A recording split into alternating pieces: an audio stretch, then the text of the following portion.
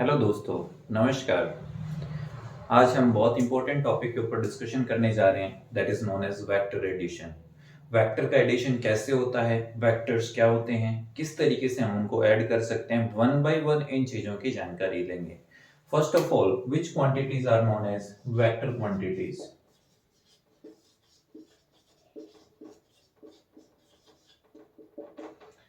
Vector quantities are those quantities which having magnitude as well as direction and also follow laws of vectors known as vector quantities. Those quantities which having only magnitude, or we can say having magnitude as well as direction but does not follow laws of vectors, those quantities are known as scalar quantities. मैं एक basic example के तौर पे आपको clarify करना चाहता हूं। जैसे इलेक्ट्रिक करंट हमारे पास जो होता है उसमें मैग्नीट्यूड भी होता है एज वेल एज हमारे पास डायरेक्शन भी होती है, but still it will not follow laws of vectors, that's why it is a scalar quantities. तो वो क्वांटिटीज जो जिनमें मैग्नीट्यूड होता है एज वेल एज डायरेक्शन होती है and also follow laws of vectors, those quantities are known as vector quantities. इनको हम बोलते हैं वेक्टर क्वांटिटीज। वेक्टर क्वांटिटीज में जो मैथमेटिकल ऑपरेशंस होते हैं जैसे एडिशन, सब्ट्रैक्शन, मल्टीप्लिकेशन या डिवीजन की अगर मैं बात करूं, तो नॉर्मली अलजेब्रिक जो हम ऑपरेशंस करते हैं उस तरीके से हम एडिशंस नहीं कर सकते। तो इसके लिए स्पेशल मेथड्स होते हैं, वन बाय वन डिस्कशन करते हैं। ध्यान दीजिए इधर, laws of vectors addition.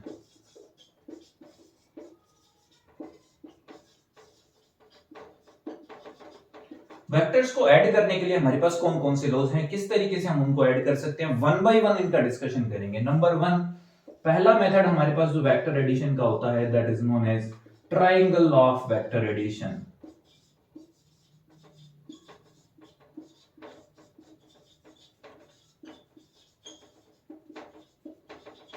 Second method, हमारे पास दूसरा मेथड जो वेक्टर्स को ऐड करने के लिए हमारे पास होता है that is known as parallelogram law of vector addition.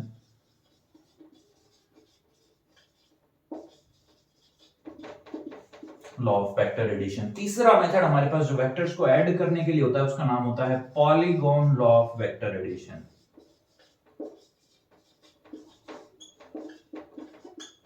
ये हमारे सारे मेथड्स होते हैं, ये ग्राफिकली मेथड होते हैं, डायग्राम बना होना चाहिए आपके पास, वेक्टर बना होना चाहिए तभी हम ये लगा सकते हैं। बट कई बार हमारे पास वेक्टर्स बने हुए नहीं होते हैं, तब वेक्टर्स को ऐड करने के लिए हमारे पास कौन सा मेथड है उसके बारे में भी डिस्कशन करेंगे, that is the D part.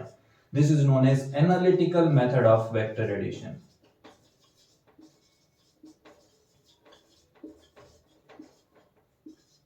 ये मेथड जो है काफी इंपॉर्टेंट होता है, इसके ऊपर डिटेल में डिस्कशन होना चाहिए और ये आपको अच्छे से क्लियर होना चाहिए। वेक्टर्स को ऐड करना हमारे लिए इंपॉर्टेंट क्यों है, क्योंकि ये 11th class as well as 12th class, आगे जाके आप नीट की प्रिपरेशन करते हैं, जेईई की प्रिपरेशन करते हैं, तो भी आप लोगों के लिए लॉज ऑफ वेक्टर एडिशन बहुत इंपॉर्टेंट टॉपिक होता है।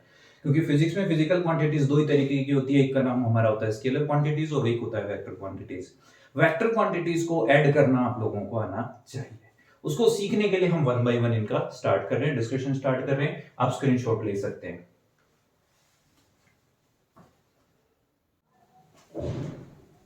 वेक्टर एडिशन के ऊपर हमारा पहला method that is known as triangle law of vector addition. Triangle से हम जानते हैं कि ट्रायंगल के अंदर हमारी कुल मिला के तीन साइड्स होती है। तो इन तीन साइड्स में हम कहते हैं कि हमारे जो दो गिवन वेक्टर्स हैं वो ये फर्स्ट वेक्टर, ये second vector, if we are drawing one after another then the closing side of given vector is the resultant. कैसे, देखिए, if two vectors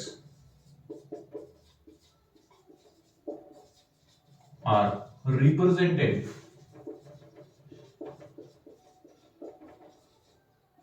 such as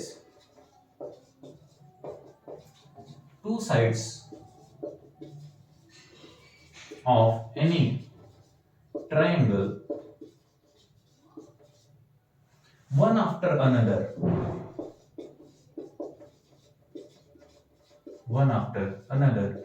then the closing side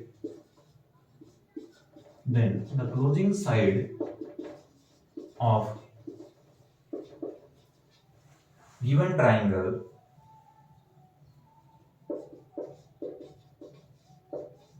is the resultant of given two vectors.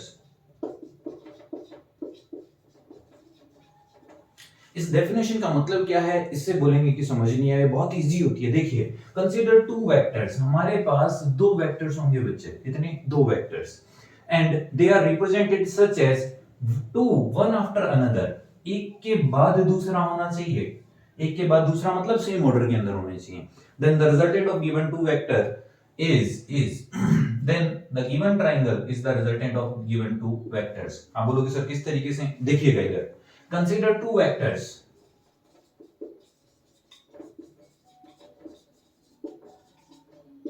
a vector and b vector। पहला vector हमारा ये है, this is a vector and this is another vector, that is b vector। we have to find the resultant of given these two vectors, a vector and b vector। किस तरीके से, देखिए, we are representing first vector, that is a, by this side, this is starting from this point, we are representing by o point, and this is b vector, one after another, मतलब इसके आगे दूसरा vector बनाया जाए, ये b vector है, इसको इसके आगे बना रहा हूं मैं। so that's why we are saying these two vectors are in same order, ये है same order, इस तरीके से वो same order होता है, one after another होता है। इन दोनों का रिजल्टेंट निकालना है तो we can say this is the closing side, और ये जो क्लोजिंग साइड है that is the resultant which is represented by r vector, r for resultant, r vector will be equal to a vector plus b vector। इस तरीके से हम इनको denote कर सकते हैं। आप बोलोगे सर हमेशा ये पहले ये बाद में बनाना जरूरी है, नो, आप पहले इसको भी बना सकते हैं, इसको बना के इसको भी बना के आप रिजल्टेंट पता कर सकते हैं। किस तरीके से, देखिए, मैंने सबसे पहले यही वेक्टर बनाया, that is b vector। After that we are drawing a vector, this is a vector। ये b और a का एडिशन है तो we can say closing side will become this side, this is again known as r vector। r vector will be equal to a vector plus b vector। ये लिखना गलत होगा, यहाँ पे ये b vector plus a vector लिखना पड़ेगा। आप बोलोगे सर आंसर तो सेम ही आया था, आपने ये क्यों नहीं लिखा, तो देखिए इन दोनों से एक नई प्रॉपर्टी आपको पता चलेगी बच्चे वेक्टर एडिशन के बारे में, that is vector addition is commutative. Commutative means उल्टा और सीधा एक जैसा होगा, मींस वी कैन से इन दोनों डायग्राम से हम कंक्लूड कर सकते हैं कि r vector will be equal to a vector plus b vector, और we can say b vector plus a vector. So vector addition हम यहां लिखेंगे, so vector addition is commutative. Commutative means उल्टा सीधा एक जैसा। This is first method that is known as triangle of vector addition. Please take screenshot.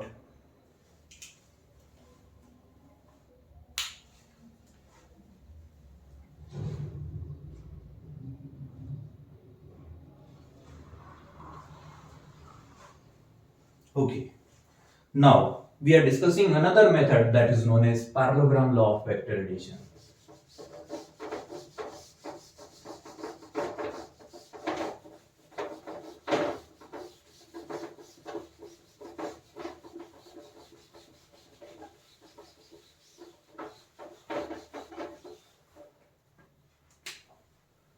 B part, parallelogram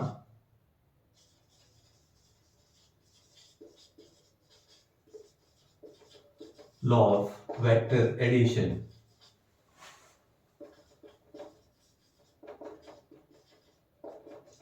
parallelogram law of vector addition हमें क्या सिखा सकता है, जैसे पैरेललोग्राम के बारे में हम जानते हैं, पैरेललोग्राम में दो साइड्स जो होती हैं, आमने सामने की जो साइड्स हम कहते हैं, those are equal and parallel, that's why it is known as parallelogram law of vector addition.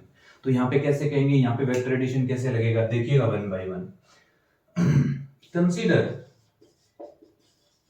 To sides of a parallelogram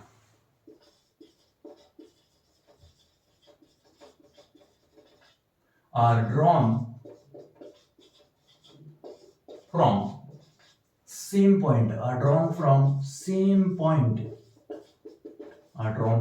point, then the diagonal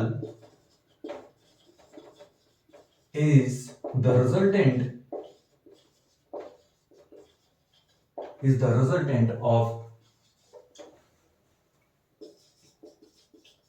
given two sides। आप लोग सर डेफिनेशन से कुछ कम समझ आया, थोड़ा सा डायग्राम ड्रॉ करते हैं, इसको चीजों को क्लैरिफाई करते हैं बहुत ही आसान तरीके से। देखिएगा, कंसीडर टू वेक्टर्स और we can say consider two sides of parallelogram.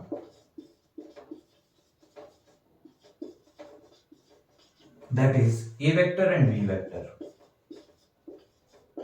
We are considering these two sides in this way. This is A vector and this is B vector. अगर इसका पैरेललोग्राम बनाया जाए, देखिएगा बच्चे, अगर ये B वेक्टर है तो क्या इसके आगे भी B वेक्टर बनाया जा सकता है?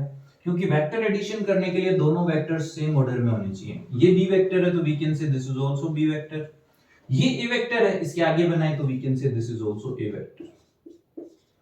We are saying in definition क्या कह रहे हैं, देखिए, consider two sides of a parallelogram are drawn from same point। ऐसी दो साइड से जो किस पॉइंट से ड्रॉ की गई हो, सेम पॉइंट से, तो यहाँ पे हम कह सकते हैं हमारा सेम पॉइंट O हो जाएगा। तो A और B वेक्टर जो हमने बनाए, इनका जो रिजल्टेंट होगा, रिजल्टेंट क्या होगा, देखो, the diagonal of the resultant, diagonal is the resultant of given two sides. A और B साइड्स का जो रिजल्टेंट है वो हमारा ये हो जाएगा, this is the resultant which is represented by R vector.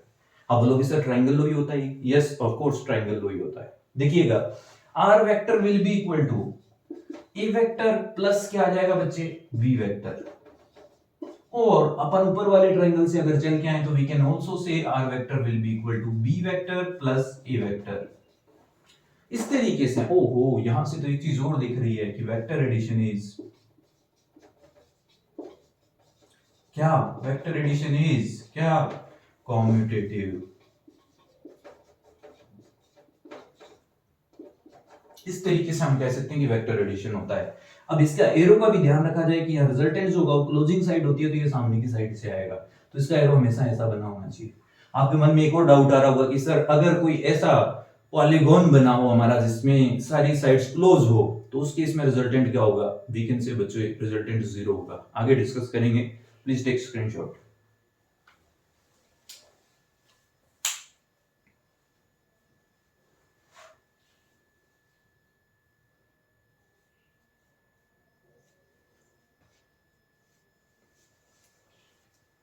Okay, third method की तरफ मूव करते हैं। Next is polygon law of vector addition.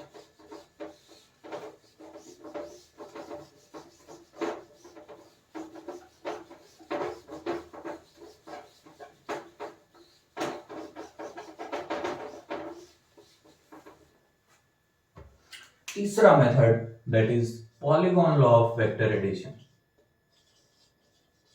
पहले तो पॉलीगॉन वर्ड से क्लियर कर लें कि पॉलीगॉन होता क्या है। Poly means we are saying in mathematics that is many, बहुत सारी, और gon means we are saying this is sides. Poly का मतलब, पॉलीगॉन का मतलब क्या है, ट्रायंगल भी हो सकता है, क्वाड्रिलेटरल भी हो सकता है, पेंटागन भी हो सकता है, हेक्सागन भी हो सकता है, ऑक्टागन भी हो सकता है। तो ये सारे जो होते हैं इनको हम बोलते हैं पॉलीगॉन। तो polygon law of vector addition क्या होता है, किस तरीके से आता है, हम थोड़ा कंसीडर करते हैं। If n vectors are given, if n vectors are given and they are represented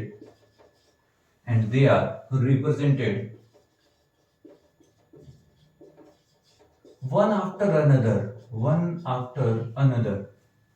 or we can say in same order, one after another, or we can say in same order, then the closing side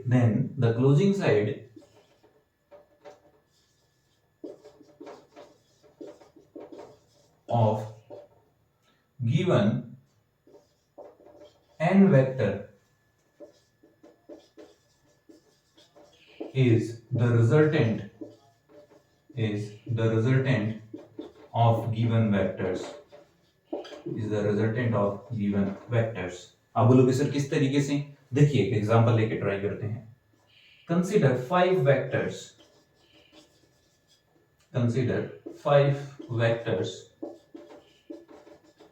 which are given as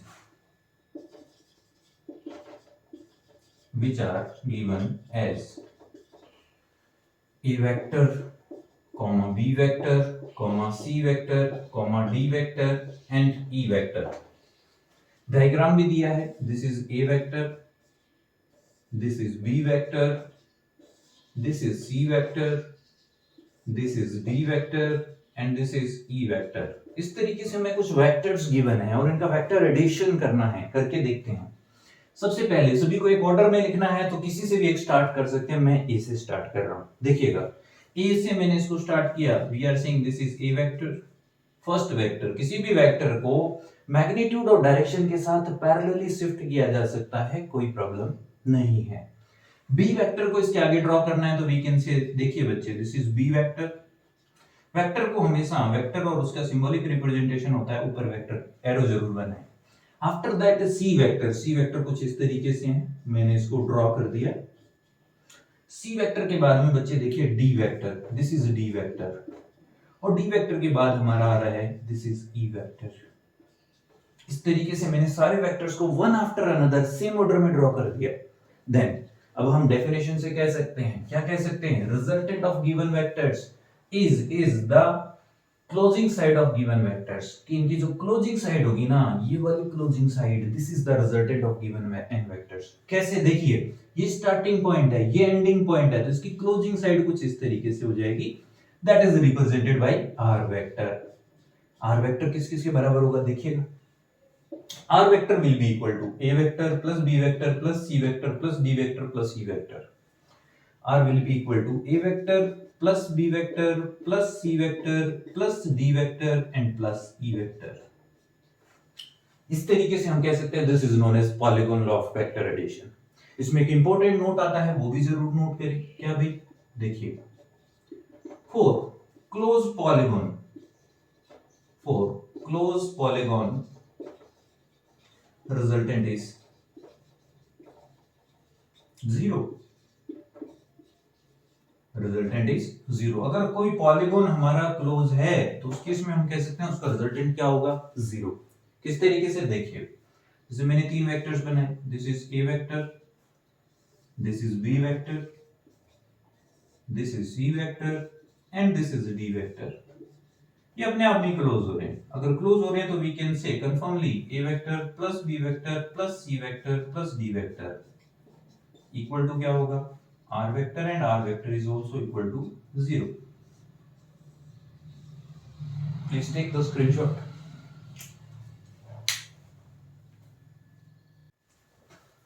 okay, vector addition के नाम पे last method बहुत ही शानदार method है, numerically सबसे ज्यादा use होता है और बहुत ही सिंपल होता है। अगर आपको क्लैरिफाई हो जाता है, मैं आपको बहुत ही सिंपल तरीके से इसको समझाने की कोशिश करूंगा। ध्यान से सुनिए और समझिए। Analytical method of vector addition, vector addition का एनालिटिकल मेथड। एनालिटिकल मींस हमें इस बार ग्राफिकली कुछ भी गिवन नहीं होगा, आपको सिर्फ क्वेश्चन के अंदर डाटा गिवन होगा और उस डाटा से आपको कैलकुलेशन करनी पड़ेगी। मोस्ट ऑफ द प्रॉब्लम इसी से रिलेटेड होती है। किस तरीके से, देखिए, analytical method of vector addition की शुरुआत करते हैं बहुत ही सिंपल तरीके से। Consider two vectors A vector and B vector are making an angle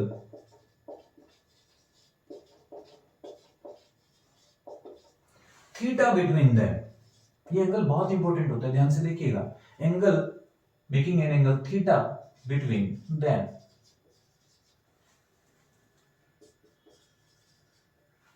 consider two vector quantities, हमारे पास दो वेक्टर क्वांटिटीज हैं। This is first physical quantity which is represented by a vector, or we can say vector quantity a vector। दूसरी vector quantity हमारे पास है b vector quantity, and they are making an angle of theta between them। इन दोनों के बीच में angle जो है that is theta। देखिए, and the resultant of given two vectors, the resultant of given two vectors is represented by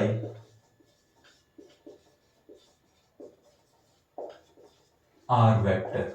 कोई भी दो vector का अगर वेक्टर एडिशन करना और रिजल्टेंट फाइंड करना है तो वी नो वेरी वेल, दोनों वेक्टर्स को आपको सेम ऑर्डर के अंदर ड्रॉ करना पड़ेगा। ये बी वेक्टर, ये ए वेक्टर, ये सेम ऑर्डर नहीं है। सेम ऑर्डर का मतलब वन आफ्टर अनदर। तो बी वेक्टर को यहां से हटा के बच्चे यहां बनाना पड़ेगा। ये बना दिया हमने बी वेक्टर। बी वेक्टर थोड़ा ध्यान से लिखें। अब बोलोगे सर क्या ऐसे ए भी बन सकता है? यस, बनाइए। ये ए वेक्टर है, यहां पे बनाएंगे तो ये बन जाएगा बच्चे a vector. This is known as a vector. ओहो, this is we can say this is parallelogram. Yes, of course this is parallelogram. पर ये एनालिटिकल मेथड है, एनालिटिकली हम इसको, ग्राफिकली और एनालिटिकली आंसर सेम आएगा। हम क्या करेंगे, इससे पहले इसको सॉल्व करके और मेथड बनाएंगे जिसे हम आगे यूज कर सकें। देखिए कैसे, वी कैन से ए और बी के बीच में एंगल थीटा, तो यहां से भी अगर मैं ए को आगे एक्सटेंड कर देता हूं तो we can say this angle is also theta, ये एंगल भी थीटा ही होगा। चलो बहुत बढ़िया। देखिए इसका नाम दे देते हैं हम nomenclature. This is O point, this is P point, this is Q point and this is R नहीं देंगे, हम एस देंगे। ओके, देखिए now draw a perpendicular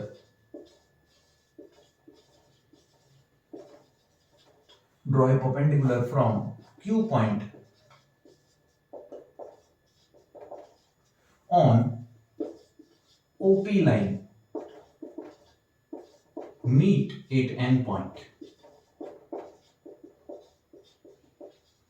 Q point से एक परपेंडिकुलर डालिए OP लाइन के ऊपर। हमें पता है नहीं मिलेगा, हमें एक्सटेंड करना पड़ेगा, कर दिया हमने।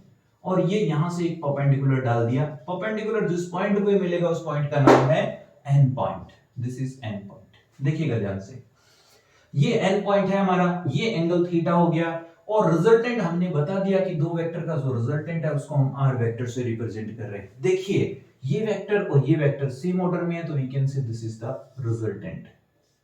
ये हो जाएगा हमारा रिजल्टेंट आर वेक्टर। रिजल्टेंट जो बेस वेक्टर के साथ जो एंगल बना रहा है दैट इज अल्फा। ये एंगल जो है अल्फा, और ये जो एंगल है we are assuming this is beta, इसको हम मान रहे हैं बीटा। ध्यान रखिएगा, theta is the angle between two vectors, alpha is the angle between resultant and base vector A, and angle beta is the angle between B vector and R vector. बहुत ही simple तरीके से सभी को one by one निकाल देंगे। देखिए देखिए देखिए ध्यान से, एन पॉइंट के ऊपर we can say this is right angle. ये राइट एंगल है, राइट एंगल है तो हम पाइथागोरस थ्योरम लगा सकते हैं। देखिए किस तरीके से वी आर कंसीडरिंग, सबसे पहले हमें इस राइट एंगल ट्रायंगल की जरूरत पड़ेगी, तो इसका नाम लिख देता हूं in right angle triangle that is P N Q. In right angle triangle P N Q, इस ट्रायंगल की बात करते हैं। ये एंगल थीटा, मैंने इसको यहां पे बना दिया आपके समझने के लिए, ध्यान से देखिए। ये क्यू पॉइंट है, ये हमारा एन पॉइंट है, ये पी पॉइंट है, दिस इज एंगल थीटा। तो वी कैन से थीटा के सामने ये साइड हो जाएगी हमारी परपेंडिकुलर, दिस 90 डिग्री के सामने की साइड हो जाएगी हाइपोटेनियस, एंड बचा हुआ पार्ट हो जाएगा बेस। बहुत ही सिंपल तरीके से देखिए, इस ट्रायंगल में मुझे sin थीटा भी निकालना है, इस ट्रायंगल में मुझे cos थीटा भी निकालना है।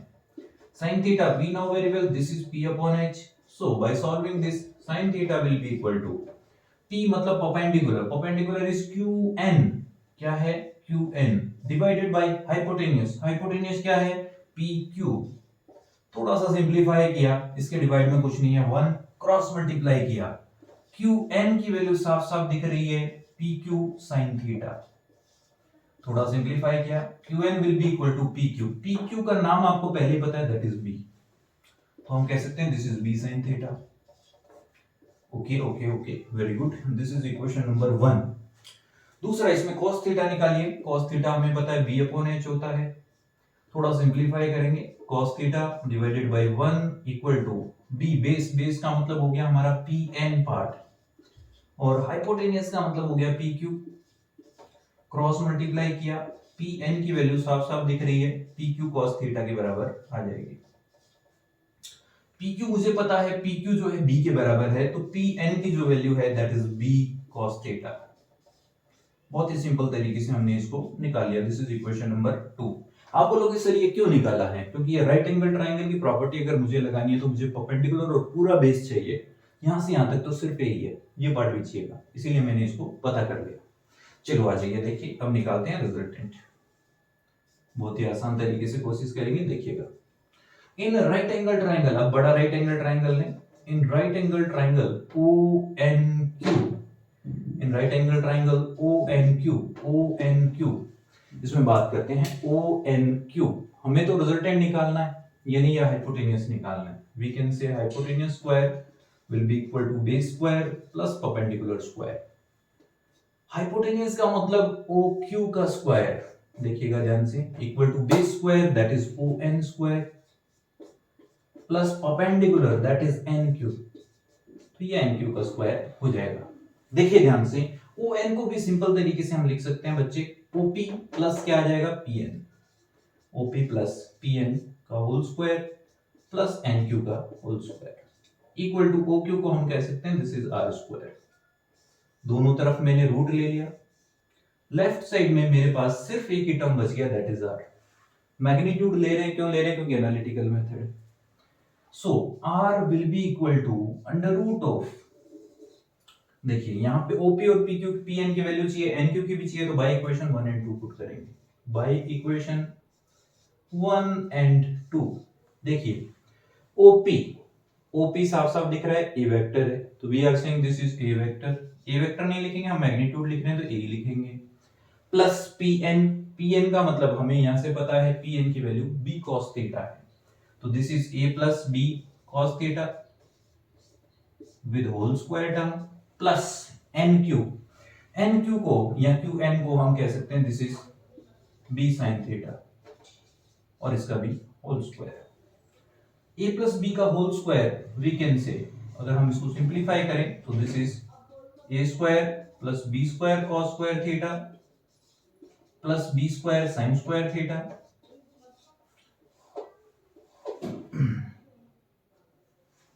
सॉरी देखिए एक मिनट, r इक्वल टू हम कहेंगे under root of a square plus b square cos square theta plus ये टर्म बन जाएगा हमारा 2ab cos थीटा,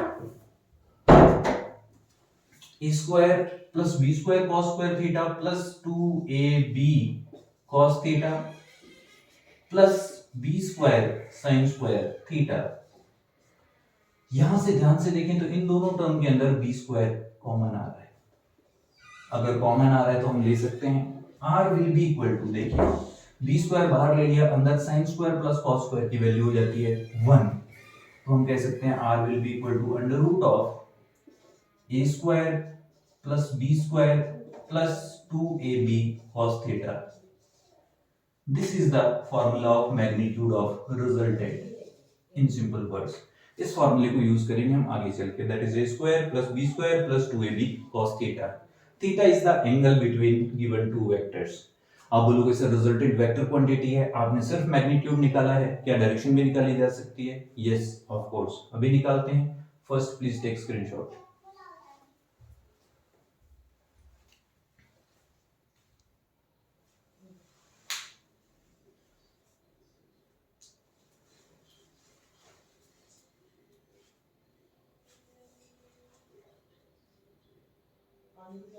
ओके, अब निकालते हैं इसका रिजल्टेंट की डायरेक्शन, यहां से हटा देता हूं।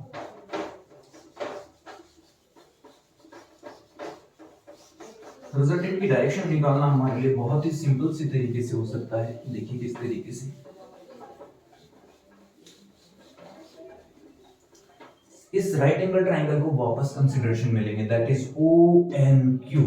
In right angle triangle ONQ we can से हम निकालेंगे tan alpha. tan alpha will be equal to perpendicular upon base. इस राइट एंगल ट्राइंगल में अगर tan अल्फा निकालना है तो tan अल्फा परपेंडिकुलर का मतलब हो गया हमारा QN डिवाइडेड बाय बेस का मतलब हो गया ON। थोड़ा सिंपलीफाई करें तो tan alpha will be equal to QN की वैल्यू हम पहले ही निकाल चुके हैं, that is b sin theta divided by ON। ON can be written as OP plus PN, यहां से लिखेंगे OP प्लस PN। तो tan अल्फा की वैल्यू हमारे पास निकल के आ जाती है b sin theta divided by OP की जगह आ जाएगा a प्लस PN की जगह आ जाएगा b cos थीटा। हमें तो अल्फा निकालना था, रिजल्टेंट की डायरेक्शन निकालनी थी, तो we can say alpha will be equal to tan inverse b sin theta divided by a plus b cos theta. This is the direction of resultant alpha. आप बोलोगे सर b के साथ angle निकालें तो क्या होगा, this is known as beta. तो इसको हम बोलते हैं बीटा। अगर निकालना हो आपको beta, then we can say beta will be equal to theta minus alpha. इससे हम बीटा के साथ इसके साथ भी डायरेक्शन निकाल सकते हैं। इसमें डायरेक्शन जब निकाली है तो एक बात ध्यान रखें, जहां आपने अल्फा लिखा है उसके साथ ये जो टर्म है दैट इज बेस वेक्टर। इस बेस वेक्टर के साथ मैंने डायरेक्शन निकाली है। अगर मुझे दूसरे वेक्टर के साथ निकालनी है तो उसको थीटा में से माइनस करना पड़ेगा।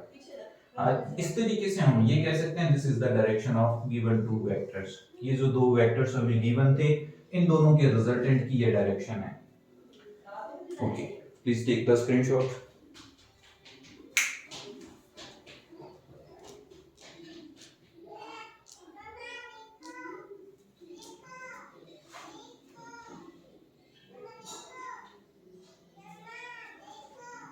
ओके, स्पेशल केसेस देखिए, इससे रिलेटेड कुछ स्पेशल केसेस होते हैं जिनके ऊपर हमें थोड़ा सा डिटेल में डिस्कशन करना होता है। देखिए किस तरीके से।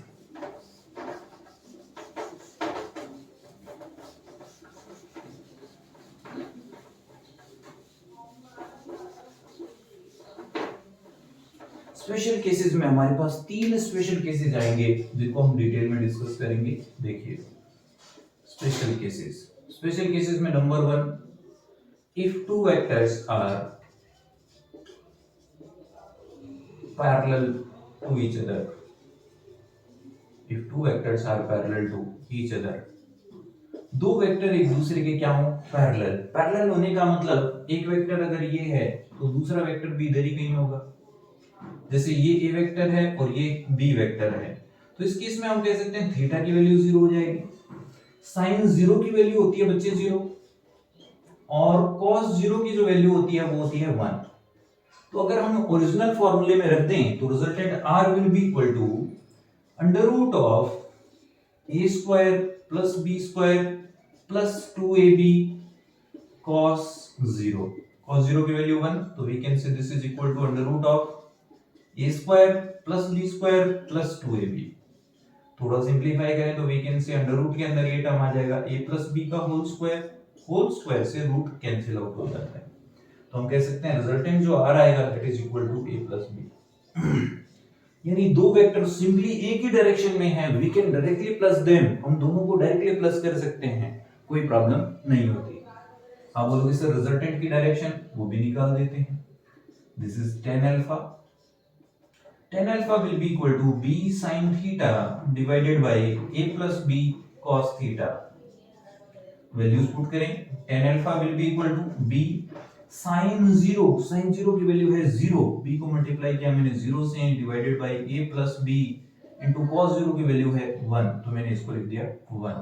b इंटू 0 हो जाएगा 0, तो हम कह सकते हैं tan अल्फा की वैल्यू हो जाएगी 0। tan के टेबल में 0 आता है 0 डिग्री पे, तो हम कह सकते हैं रिजल्टेंट भी इसी की डायरेक्शन में ही आएगा। Well done. सेकंड वाला केस देखें। दूसरा देखो, दो वेक्टर पैरेलल होने के बाद हमारे पास जो दूसरा मेथड बन सकता है उसका नाम है if two vectors are perpendicular to each other. तो if two vectors are perpendicular to each other, अगर दो वेक्टर्स हमारे क्या होते हैं, परपेंडिकुलर टू ईच अदर, अगर दो वेक्टर एक दूसरे के होते हैं परपेंडिकुलर टू ईच अदर, एक दूसरे के परपेंडिकुलर, अगर ये परपेंडिकुलर हैं तो हम कह सकते हैं थीटा की वैल्यू होगी 90 डिग्री। ये काफी इंपॉर्टेंट केस होता है, बहुत सारी जगह पे डायरेक्ट लग जाता है, तो ध्यान से इसको समझ लें। दो वेक्टर एक दूसरे के perpendicular, we can say this is a vector, this is b vector, and the angle between them is 90 degree, so we can say this is theta equal to 90 degree. ये हमारा बन जाएगा रिजल्टेंट इसको हम कहेंगे r वेक्टर।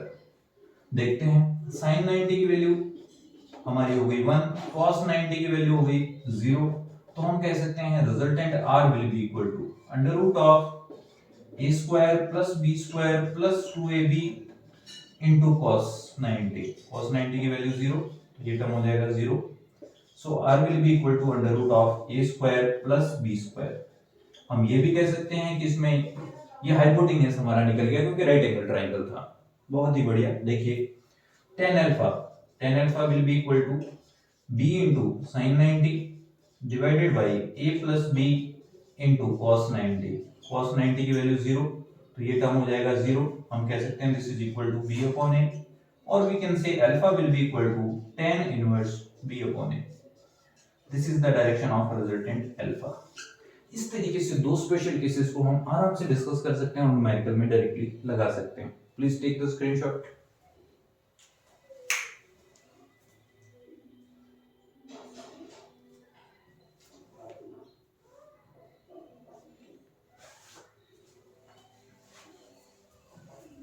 ओके, तीसरा special case देखें।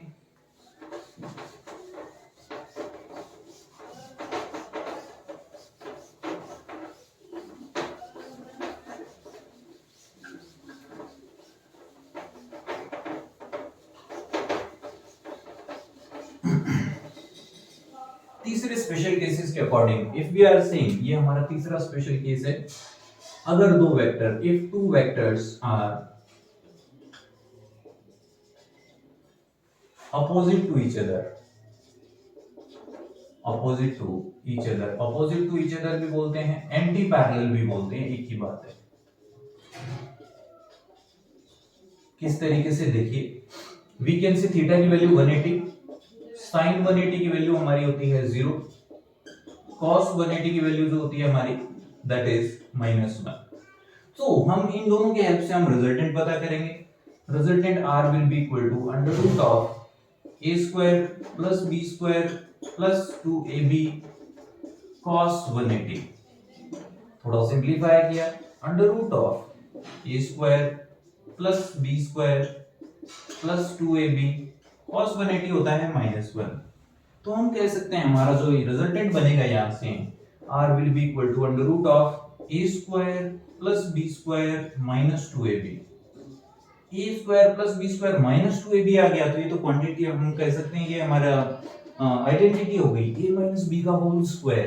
तो r की वैल्यू हमारी आ जाएगी under root of a minus B का होल स्क्वायर और रूट कैंसिल आउट हो जाएंगे, r will be equal to a minus B. आप बोलोगे सर डायरेक्शन के साथ क्या हुआ, तो हम कह सकते हैं tan alpha will be equal to b sin theta, sin theta is sin 180 divided by a plus b cos 180। sin 180 की वैल्यू 0, तो ये टर्म हो जाएगा 0, नीचे कुछ भी आए डजंट मैटर, tan अल्फा की वैल्यू 0।